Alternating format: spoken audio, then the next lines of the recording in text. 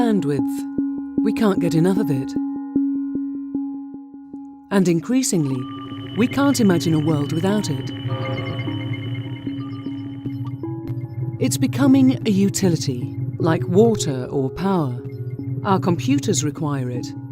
So do our televisions, our phones, appliances. Businesses, agencies, institutions and governments depend on bandwidth to survive. In fact, it's hard to think of a business or institution today that is not online and doesn't depend on bandwidth. According to Cisco Systems, global internet traffic has increased fivefold over the past 5 years and will pass the 1 zettabyte threshold in 2016. That's almost 1 billion gigabytes. And by 2020, there will be 75 billion connected devices on the planet. But what if our bandwidth suddenly just disappeared? Or was completely consumed by someone else, leaving us none? Like the farmer, whose water is siphoned off upstream. We'd struggle to sustain our businesses and our modern connected lives as we know them. Today, there is a new weapon that can do just that. It's called a denial of service attack, and it's a growing threat. Denial of service attacks affect everyone. Whether you're a part of an ops team and you suffer from outages affecting you directly, or you're a home user and your browser is timing out or your gaming console isn't connecting, chances are you have already been a victim. Denial of service attacks are the new scourge of the internet. They're a powerful and dangerous tool of online criminals. But what are denial of service attacks? And who exactly is behind them? Join us as we answer those questions, take you inside an attack, and show you what it looks like from the perspective of those security teams that are trying to stop them. We'll also give you practical advice on how your company or organization can make sure you are not the next victim. Wars used to be fought over commodities like territory, minerals, food, water, and today that commodity is bandwidth. DDoS attacks aim to take that commodity away. DDoS attacks used to be used by nation states and armies, but today they can be used by just one individual. The idea is nefariously simple. Send so much traffic to a web server on network that it can't sustain the load. The server will slow down and eventually become unreachable. This flood of traffic can come from all over the internet, typically from third-party computers that have been hacked or compromised by cyber criminals.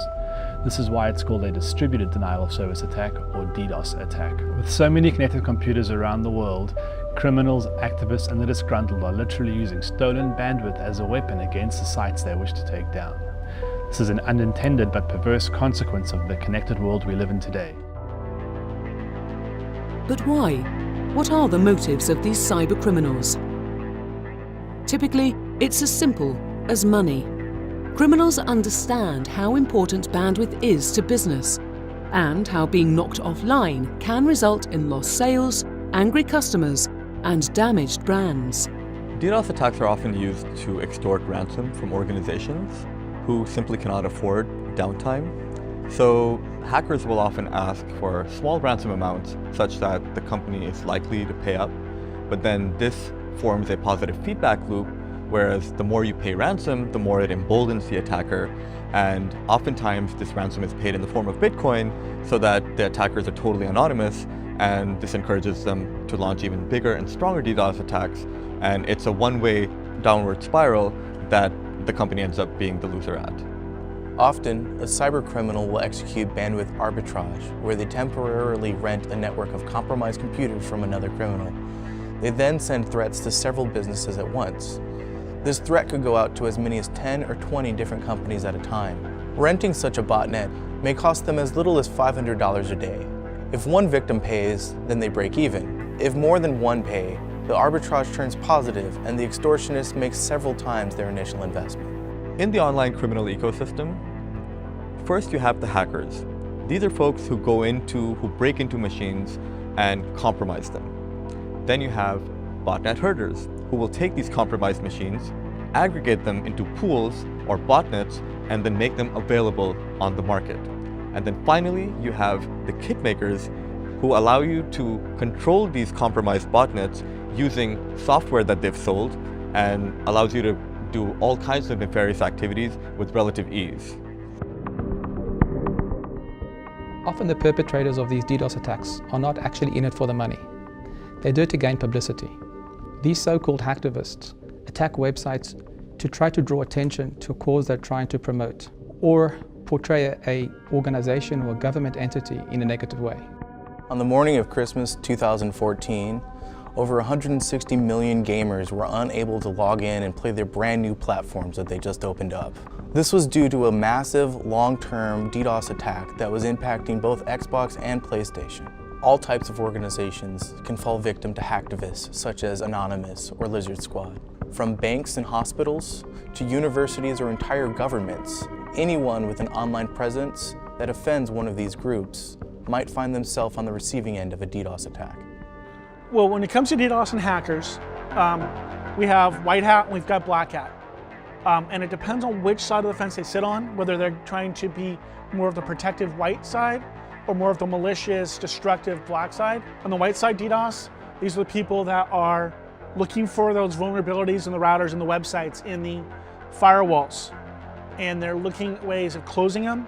On the black hat side, these are the people that are looking for ways to build larger, stronger bot networks to make those attacks escalate quicker. Believe it or not, online gamers also launch DDoS attacks. As crazy as it may sound, these attackers attack the very online gaming platform that they use to play their games. Cheaters are looking for any edge they can gain. Launching a DDoS attack and slowing their opponents down can actually get them that edge. Not all attacks are made public. We're witnessing an attack right now aimed at a financial company. And it's a pretty big one. It's over 200 gigabits per second and over 100 million packets per second. That's enough bandwidth to take down a data center. And it's aimed at a website only designed to support 100 concurrent users. Even the largest and most sophisticated DDoS attacks can be detected and stopped. Network operation teams have internal and third-party tools in their arsenal. Cloud DDoS mitigation services are purposely built to offload the massive attack traffic from end users' networks and to provide the know-how and expertise to thwart these attacks. With so many adversaries ready, willing, and able to initiate DDoS attacks, every online organization must be prepared for these powerful and readily assembled assaults. Without protection from DDoS attacks, they will multiply, our connectivity will constantly be at risk, and criminals will seek to gain access to and compromise our bandwidth. And this will ultimately threaten our very livelihood.